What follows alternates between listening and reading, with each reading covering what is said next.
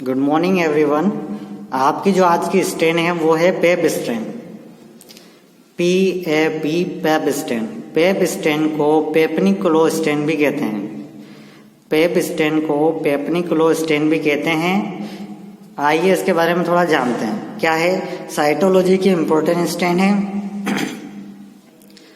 Cytology की reliable strain है, मतलब सबसे ज़्यादा यूज़ होती है साइटोलॉजी में वो पेप स्ट्रेनिंग यूज़ होती है। हिस्टोलॉजी में HND जैसे यूज़ होती है, वैसे ही साइटोलॉजी में पेप स्ट्रेनिंग सबसे ज़्यादा यूज़ करते हैं। ये किस लिए करते हैं? तो सर्वाइकल कैंसर की स्क्रीनिंग में यूज़फुल होती है। मतलब किसी को अगर सर्वाइकल कैंसर है तो उसके लिए डिटेक्शन के लिए सबसे पहले पेप स्ट्रेनिंग करेंगे। मल्टी क्रोमेटिक स्टेनिंग कहते हैं इसको, मल्टी क्रोमेटिक स्टेन। क्रोमेटिक का मतलब होता है कलर्ड, क्रोमेटिक का मतलब होता है कलर, मतलब डिफरेंट कलर की स्टेनिंग होती है। यूनिवर्सल स्टेन है। यूनिवर्सल स्टेन किस लिए है? गायनेकोलॉजी और नॉन गायनेकोलॉजी के स्मेयर बनाने के लिए सबसे ज़्यादा पेप स्टेनिंग का यूज़ किया जाता है। जितने भी गायनेकोलॉजी डॉक्टर होते हैं और जो नॉन गायनेकोलॉजी डॉक्टर होते हैं, उसको अगर सर्वाइकल कैंसर के लिए कुछ भी डिटेक्शन करना होता है तो वो पेप स्टेनिंग का यूज़ करते हैं। मॉडिफाइड स्टेन के रूप में इसको अल्ट्रा पेप स्टेन का यूज़ भी करते हैं। मतलब पेप स्टेन जो है उसका मॉडिफाइड रूप है अल्ट्रा पेप स्टेन, मतलब वो जल्दी और फास्ट रिजल्ट देती है। ठीक है, आइए इसके स्टेनिंग के जो रीजेंट है उनके बारे में जानें। सबसे पहला है Harris हेमेटोजाइली। Harris हेमेटोजाइली, haematoxylin nucleus stand होता है जो सिर्फ न्यूक्लियस को स्टेन करता है। न्यूक्लियस को यह ब्लू कलर में स्टेन करता है। हमेशा ध्यान रखें जहाँ पे भी हेमेटोजाइलिन वर्ड आएगा मतलब वह न्यूक्लियस को या न्यूक्लियर को ब्लू कलर प्रोवाइड करेगा।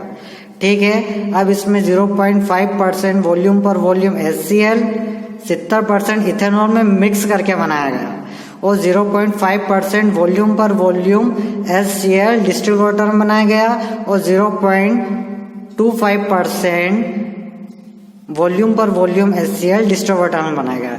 इन सारे रिएजेंट को डीकलराइजर में यूज करते हैं। डीकलराइजर का मतलब होता है स्टेनिंग में 3 चीजें होती है। क्या? 4 चीजें होती है। सबसे पहले होती है स्टेन, मेन कलर जो करता है। ठीक है, उसके बाद होता है मॉडरेंट। मॉडरेंट होता है स्टेनिंग की रिएक्शन को बढ़ा देने का। अगर स्टेनिंग यूज किए, स्टेनिंग के साथ मॉडरेंट का यूज करते हैं तो वो स्टेन की रिएक्शन को बढ़ा देता है। उसके बाद होता है डीकलराइजर।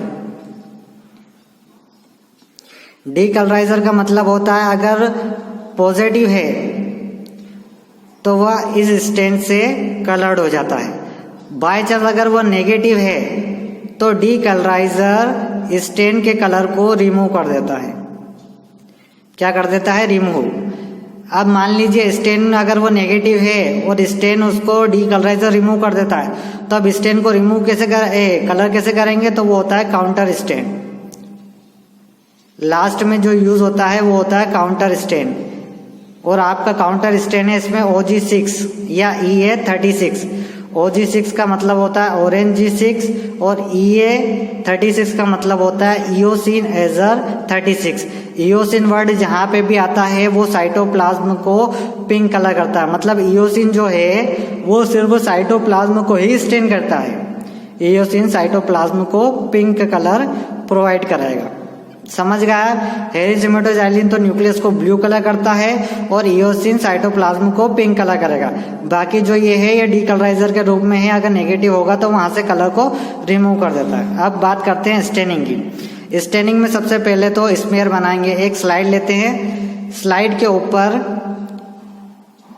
सर्वाइकल से जो भी फ्लूइड लिया है उससे स्मेयर बनाते हैं। ठीक है, स्मेयर बनाते हैं। स्मेयर बनाने के बाद जो स्लाइड होती है, स्लाइड को फिक्स करते हैं। फिक्स करने का मतलब ये है अगर फिक्स कर दिया तो बाकी कोई सा भी सोल्यूशन से उसको गुजारोगे तो स्मेयर उससे धुलेगा नहीं। मतलब स्मेयर जो बना है वो फिक्स रहेगा, हटेगा नहीं। ठीक है, तो फिक्सेशन किससे करते हैं? इक्वल अमाउंट ऑफ ईथर या इथेनॉल, या तो ईथर का भी यूज कर सकते हैं या इथेनॉल का भी, या दोनों के इक्वल अमाउंट मतलब 50-50% दोनों का यूज करके उसको फिक्स कर देते हैं। अब आपने स्लाइड को फिक्स कर दिया। फिक्स करने के बाद आपने करा है हाइड्रेशन। हाइड्रेशन क्या कर रहा है, इस स्टेनिंग में आपको ये बात ध्यान करनी है, जितने भी सोल्यूशन है सब में 6 टाइम डीप है। इस स्टेनिंग की सबसे अच्छी बात यही है कि 6 टाइम डीप है, मतलब कोई सा भी सोल्यूशन हो उसमें 6 टाइम डीप करते हैं। ठीक है, हाइड्रेशन करते हैं 6 टाइम डीप करते हैं 80, 70, 50 वॉल्यूम पर वॉल्यूम इथेनॉल, मतलब इथेनॉल के अलग अलग कंटेनर जिसमें 80% इथेनॉल रखा है, 70% इथेनॉल रखा है और 50% इथेनॉल रखा है, सभी में 6 टाइम डीप करते हैं। मतलब 1, 2, 3, 4, 5, 6 बस डीप करके निकालना। डीप मतलब एक बार डालना और फिर निकाल देना।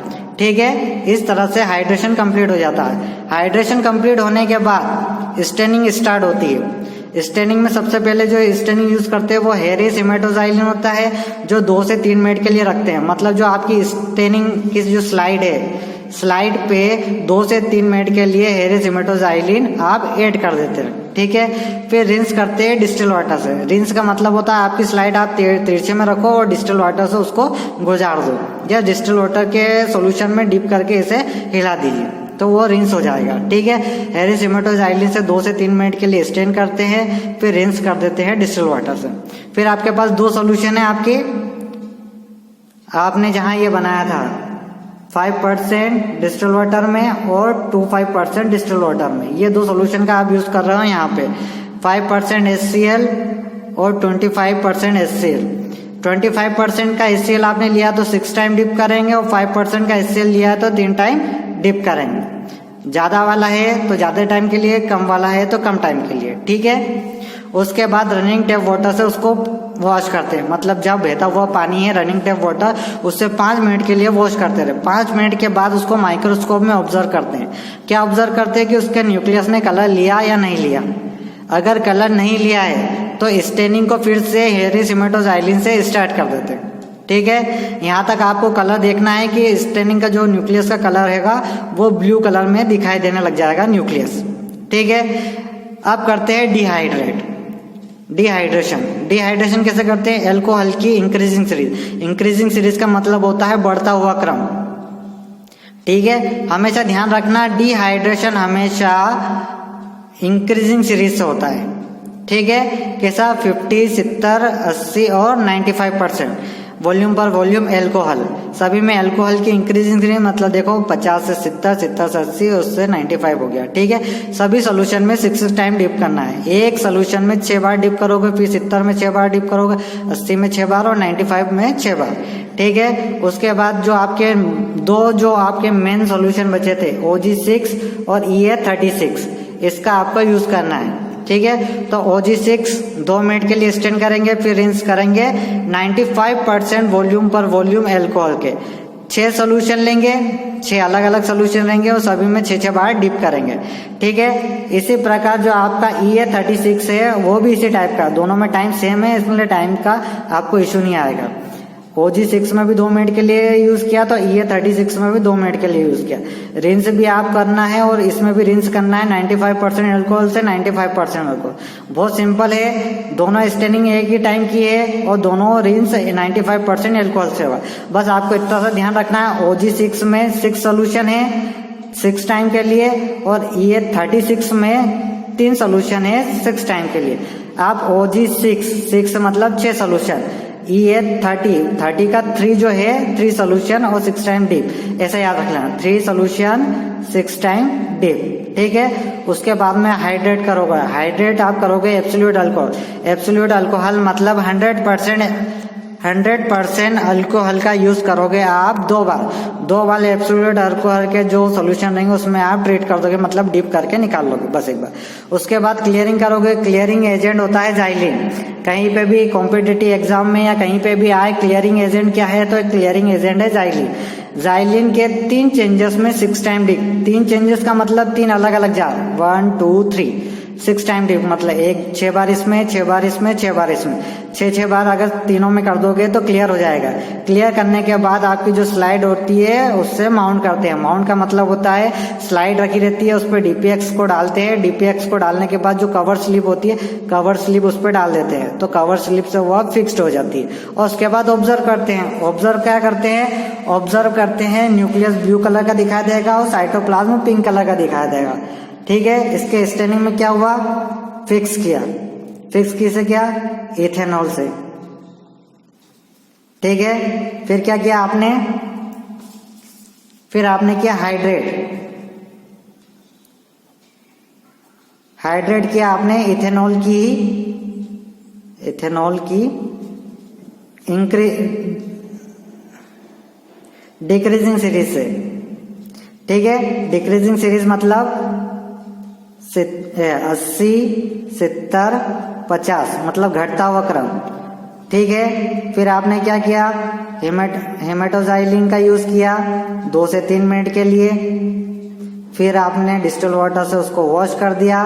फिर आपने क्या किया, आपने 0.5% 3 टाइम के लिए और 0.25% 6 टाइम के लिए यूज किया। कम है तो कम टाइम के लिए, ज्यादा है तो ज्यादा टाइम के लिए इसका यूज किया। फिर वॉश कर दिया डिस्टिल वाटर से। फिर आपने क्या किया, ऑब्जर्व किया, रनिंग टेप वाटर से वॉश किया, ठीक है। आपने फिर ऑब्जर्व किया, न्यूक्लियस क्या हो गया, ब्लू कलर का, ब्लू कलर का हुआ तो ठीक है, और नहीं हुआ तो हेमेटोजाइलिन से फिर से चालू कर देंगे, ठीक है। उसके बाद आपने डिहाइड्रेट करा। डिहाइड्रेशन आपने किससे करा, इंक्रीजिंग सीरीज ऑफ एल्कोहल से, इंक्रीजिंग सीरीज ऑफ एल्कोहल से मतलब एल्कोहल से आपने बढ़ते हुए क्रम में लिया। जो आपने यहाँ लिया है वैसे का वैसे उल्टा कर लो। आपका लास्ट में 50, फिर 70, फिर 80 और फिर 95। फिर आपके जो 2 मेन सोल्यूशन बच गए, OG6 और EA36, इसका आपने यूज किया 2 मिनट के लिए, इससे स्टेन किया। फिर 95% से आपने इसको रिंस कर दिया। रिंस करने का इधर ध्यान रखना, 6 टाइम मतलब 6 सोल्यूशन में 6 बार डिप। और इसमें क्या किया आपने, 2 मिनट के लिए स्टेन किया। फिर क्या किया, रिंस 95% से।